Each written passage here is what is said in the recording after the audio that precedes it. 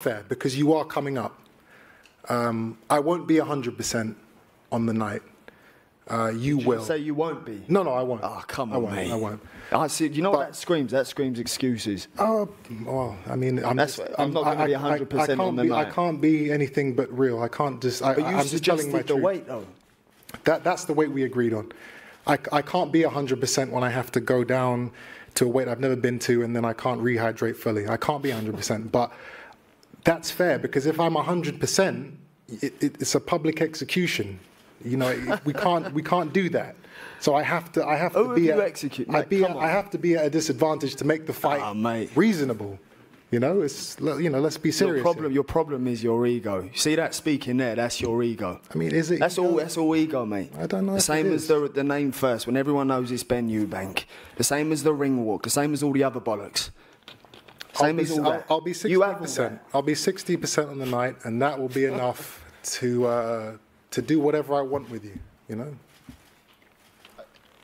Well, I'll just go back to the questions for a second. So you both have gone back and forth, not only today, but in the last few weeks on social media. And you put out something, I think war is coming, with a subliminal message in there. What would be your message to Conor, what he will experience at your hands in the ring? What experience do you want him to go through in that ring with you? What's your aim? I know you do this often before fights. What would be your statement to that? What should he prepare for? You know, his old man isn't here today. My old man isn't here today. But you know, I'm going to be his fatherly figure during the lead up to this fight and on the night. Excuse me, 1 second, Chris. Whose dad was here holding their hand their whole career?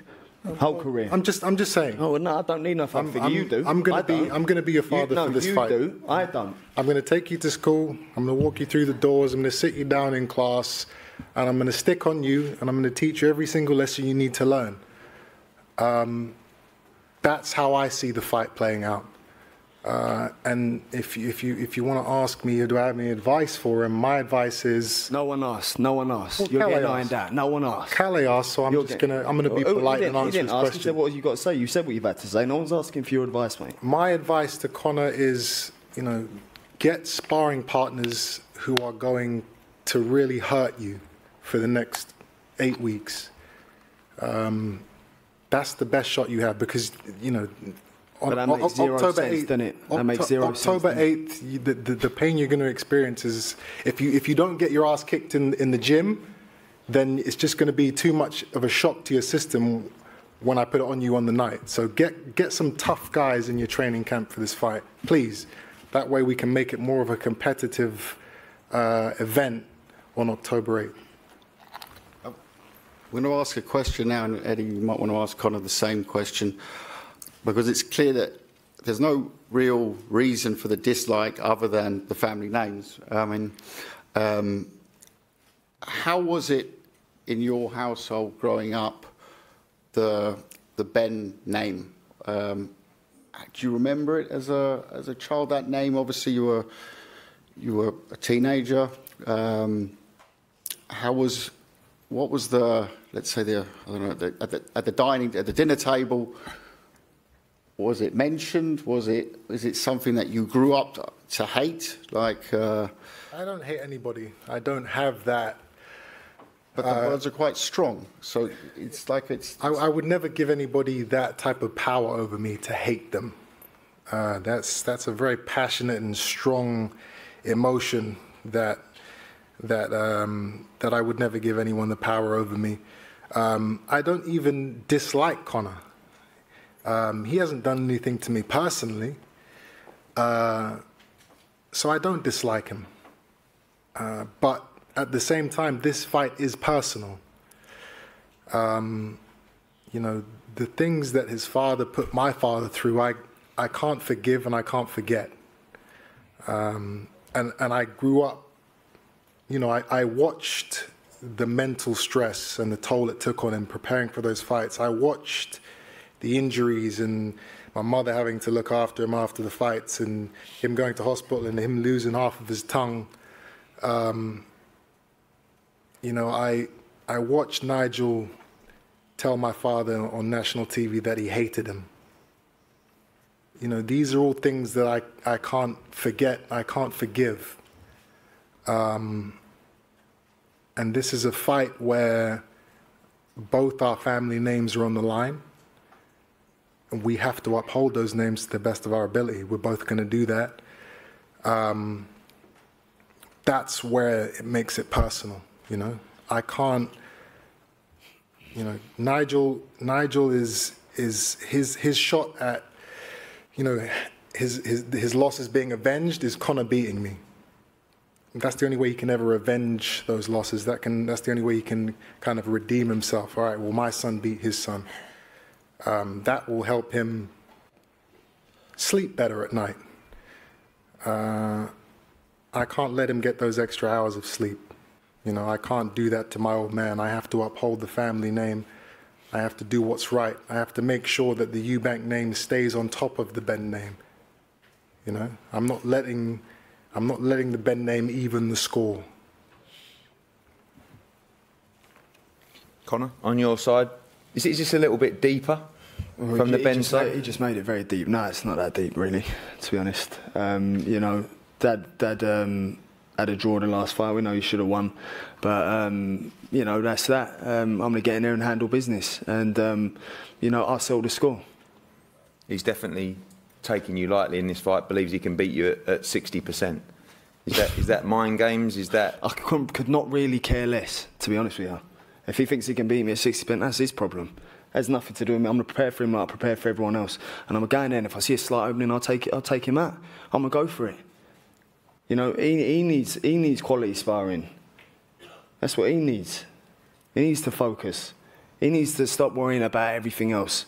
You know, while I'm up at 2, 3 in the morning training, while he's probably still out playing poker. So as far as I'm concerned, you know, I'm hungry. You know, and I'm ready for this. Is he though? Am I ready? Well, currently no. I'm overweight right now, and Okay, well I'm ready now.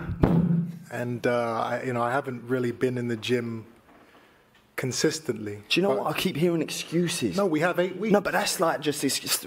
We have 8 weeks. So after this press conference, the training camp starts. You Okay, know? I'm 3 weeks in already. The weight cut starts. You know, I'll slow down on the poker if that makes you happy.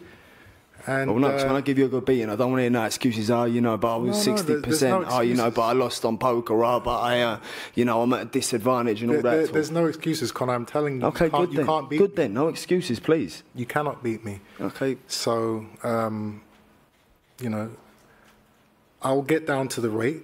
I will do that. So you should. I'm not going to get fined hundreds of thousands of pounds for being a pound overweight. Why are you playing that card? You suggested the weight, mate. It's not a card. I'm just simply saying what are the penalties if I miss the weight. That's all I'm saying. And To I'm be saying fair, you that do need that money for poker, though, don't you? Well, you know, let's not get excited. But you know, I will make the weight, and you know, I'm not going to kill myself in this training camp. You know, I always, you know, preparing for fights, I kill myself in these camps. You know, I train like an animal. I spar killers. I'm not doing any of that for this fight because, one, I don't need to, and two, you know, the weight is the main thing for me. Weight cut. You know, I want longevity in the sport, and what a lot of people don't know is that what takes it out of you, what really puts, you know, the miles on the clock is hard training camps. Sparring 3-4 times a week for 8 weeks. That takes a toll on you when you do that for years and years and years. I don't need to do that. I don't need to toll myself for this fight. I just need to make sure I make the weight, make sure I'm fit, make sure I, you know, get up to my 60%, and take care of business, you know. Chris, can I just ask, I really get the feeling that you think you're going to walk straight through Conor Benn. Absolutely. That's the game plan. I don't need a game plan. I just need to show up. What you know, We saw in the Williams fight, you boxed offensively, defensively. You didn't really turn the screw in that fight. He broke his hand in the second round, though, Ed. Yeah? No, I didn't break. Come on, Calais. Don't indulge. Why are you making things up, in that Keller? story? Yeah, come on. I know you're a promoter, but you don't have to. You don't have to take it that far. I would say it was a strategical performance, and we got the job done. We got the job done. Was it my best performance? I don't know. You know, I dominated the fight. You know, people talk about, oh well, he's lost his killer instinct. Roy Jones has changed his fight style. He doesn't have that. You know, he can't throw all those punches anymore. I mean, listen, if that's what Conor wants to think to help him prepare for this fight, then that's okay. Why are you worrying about what I think? Oh, I'm not worried. You are clearly. You can come out however you want. It ain't going to make no difference to me and my approach. I'm still going to come out and do exactly the same thing. I do every single time. Okay. So come out how you want. Yeah. Well, you're not thinking. Can I ask you both a question? Conor, maybe starting with you. On the training camp, you've obviously had lots of hard training camps in the past, but do you think that the mindset around this fight is going to change the camp? Is it going to bring a different dimension to it? No, because I train hard regardless. You know, each fight I treat as my world title fight. There's nothing more I can possibly do. And, you know, it's exactly the same for this fight. If I can raise the bar in training, then I will. If I can push myself more, then I will. But I don't know if I can. I do everything I can anyway. I'm a motivated, young, hungry fighter. So there's nothing more I can do. Irrelevant of who it is, that could be anyone sitting there. I'm still going to train hard. Is there more pressure on my shoulders from the public about this fight? Of course there is, and so he's going to be feeling it as well. But, you know, I'm treating the same way I treat everyone else. I prepare the same way I prepare for everyone else, and that's full steam ahead. And when you on the other hand, I won't be preparing like I usually prepare. Like I said, I want to keep. What happens if I beat you, Chris? Tank. What do you do then? What's Conor, if no, just answer the question. Don't go, Conor, if you beat me, blah, blah, blah. I'm going to answer your question if you calm down for a second. You know, you have nothing to lose in this fight. If you pull off a miracle and beat me, you're a superstar. You know, you're a made man. You're out your father's shadow. It's beautiful. I'm out my father's shadow already, mate. No, you're not yet. Not yet. Okay, that's your opinion. Yeah, you're not. That's your opinion. Yet. You're not proving yet. That's your opinion. This is your chance to do that. No, I disagree. And if you lose, it's too early. It was too early. It was too soon. You keep thinking about excuses, though. No, you don't hear me come out with one excuse. Oh, you know, he's a heavier weight and I'm taking the gun. I can't give a rat's ass. I think I can beat you. I'll beat you. Okay. Forget the weight. Forget everything else, me jumping up 2 weights. If I think I can beat you, I'll beat you. That's why I've taken this fight. Don't hear me going, you know, I'm only going to be 40% because you're two weights heavier. Oh, you know, I'm not going to prepare for this. That's what you keep coming out with. I don't need you to make up excuses for me if you think I'm going to lose. No excuses. Well then. You know, for me, this is actually... So for him, it's a win-win. For me, it's a lose-lose. If I lose to Conor Benn on the 8th of October, I'm finished. Finished. I can't, you know, my goal is to fight for a world title within the next year. I can't lose to Conor Benn and then say, hey, let me fight for a middleweight world title. It just can't happen. And if I win, I'm most likely not going to get the credit for it because, oh, you know, he was too big or Conor, you know, whatever. So it's a lose-lose. All the risk, all the pressure is actually on me for this fight. I mean, he's got his pressure, but I've got a lot more to lose. So you're in a great position, you know. You're going to make, you know, an absurd amount of money. I get paid already, don't I, mate? It's a great business move on your part, but, you know, make no mistake. You know, the money you make is all good, but on October 8th, I'm going to liquidate you. I am going to do that, and everyone's going to see it. But it's okay. You're taking a shot at greatness, and I do respect that. I do respect that. You know, I did the same thing against Groves. The guy was 20 pounds heavier than me on the night. The guy was a completely different weight class to me. Me and you are going to be within this, you know, we're going to be within 3 to 5 pounds of each other on the night. So it's actually not you know, that much of a, you know, people have gone through worse, you know. You've got to take your beating to get to where you want to get to, and this is the time that I think that you're going to have to take a beating to get to where you want to get to. I can't wait to see what happens.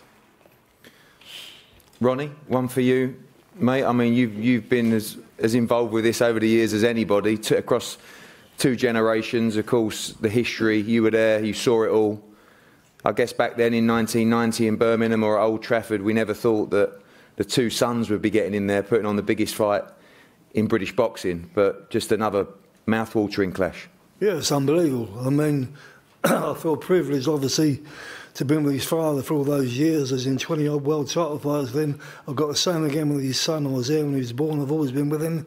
I think it's going to be a great fight. The first Eubank Benn fight was brutal. I was in the corner, and you could hear him saying, you're punching like a girl. And you could hear and I said the very after the fight, don't let him fight again. No man should have to go through that again. And I quite honestly think this is going to be as brutal as again. This next fight will be brutal because they both got their passion, which I saw in his father and I saw in Archie Bell. I knew them both well. I've got the greatest respect for Conor Benn and his trainer. I go back a lot of time with Tony. I know he's been in the game 26 years. I've been in 46. No disrespect. And it'll be a great fight. Eubanks is too battle-hardened and too big for Conor. But Conor's time will come again, but he will get beat. Thank you, Ronnie. Keller, I think we're all good to break. I just had one last one for Conor. You mentioned the pressures. Chris sort of answered it before. I just wanted when you say the pressures, is it the family pressure? Is it the settling the score from the victory of Senior over your dad, or is it pressure for yourself, or what's the? I'd probably say pressure from myself. I mean, from the exterior, everyone else here, you know, it don't really matter. My dad's proud of me regardless of what I've done in the sport and continue to do in the sport. But pressure on myself to win. You know, I put a lot of pressure on myself to win. You know, that's what gets me going, and that's why I train the way I train, is I love winning. Thank you, Keller. Thank you, Ronnie. Thank you, Chris.